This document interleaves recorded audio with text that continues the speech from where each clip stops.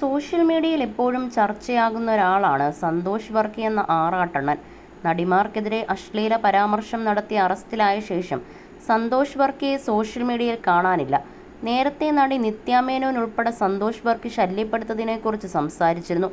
മാനസികമായി എന്തോ പ്രശ്നമുള്ള ആളായതിനാലാണ് പോലീസിൽ പരാതിപ്പെട്ടില്ലെന്ന് അന്ന് നിത്യ പറഞ്ഞു.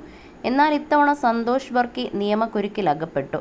അമ്മ സംഘടനയിലെ നടിമാരുൾപ്പെടെ സന്തോഷ് വർക്കിക്കെതിരെ പരാതി നൽകിയിരുന്നു. ഇതിന്റെ അടിസ്ഥാനത്തിലാണ് പോലീസ് കേസെടുത്തത്.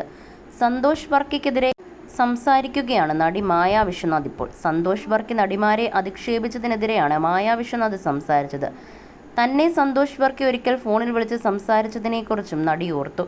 ഒരു ദിവസം രാത്രി എനിക്കൊരു കോൾ വന്നു. ട്രൂ കോളറിൽ സന്തോഷ് വർക്കി എന്ന് കാണുന്നുണ്ട്. ആരുടെ ഫോൺ ആയാലും ഞാൻ എടുക്കും. കാരണം എനിക്കത് ഹാൻഡിൽ ചെയ്യാൻ അറിയാം. ആരാണെന്ന് ചോദിച്ചപ്പോൾ ആറാട്ടണ്ണനാണെന്ന്. എനിക്ക് മനസ്സിലായില്ല. എന്നെ എല്ലാവരും വിളിക്കുന്നത് ആറാട്ടണ്ണൻ ആണെന്നാണ് അയാൾ പറഞ്ഞത്. നിങ്ങൾക്ക് അച്ഛനും അമ്മയും ഇട്ട പേരുണ്ടല്ലോ, അതെന്താണെന്ന് ഞാൻ ചോദിച്ചു. അത് സന്തോഷ് വർക്കി എന്ന് പറഞ്ഞു. പരിചയപ്പെടാൻ വിളിച്ചതാണ്. മാഡം ഇപ്പോൾ വനിതാ തിയേറ്ററിൻ്റെ മുന്നിലുണ്ടോ എന്ന് ചോദിച്ചപ്പോൾ തിയേറ്ററിന് മുന്നിൽ നിൽക്കുന്നതല്ല എൻ്റെ ജോലിയെന്ന് ഞാൻ പറഞ്ഞു. മേഡത്തെ കണ്ടാൽ ദേവതയെപ്പോലെ ഉണ്ടെന്ന് അയാൾ പറഞ്ഞു.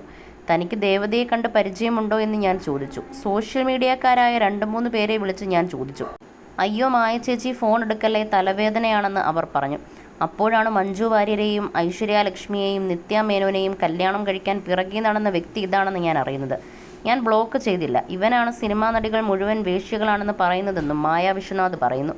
സ്വന്തം യൂട്യൂബ് ചാനലിൽ സംസാരിക്കുകയായിരുന്നു മായ വിശ്വനാഥ്. അറസ്റ്റിലാകുന്നതിന് കുറച്ചു നാൾക്ക് മുമ്പ് നൽകിയ ഒരു അഭിമുഖത്തിൽ തൻ്റെ ജീവിതത്തെക്കുറിച്ച് മായ വിശ്വനാഥ് സംസാരിച്ചിരുന്നു. പലരും തന്നെ വേദനിപ്പിക്കുന്നുണ്ട്, കളിയാക്കലുകളുണ്ട്. മനുഷ്യത്വം ഇന്നത്തെ തലമുറയ്ക്കില്ല. ഈ കാലത്ത് ആർക്കും സ്നേഹവും നന്മയും വേണ്ട. എല്ലാവർക്കും പണം മതി. സഹോദരിമാരും താനും അകൽച്ചയിലാണ്. അച്ഛൻ്റെ മരണശേഷം അമ്മയെ നോക്കുന്നത് ഞാനാണ്. അതുകൊണ്ടാണ് നാട്ടിൽ തുടരുന്നത്.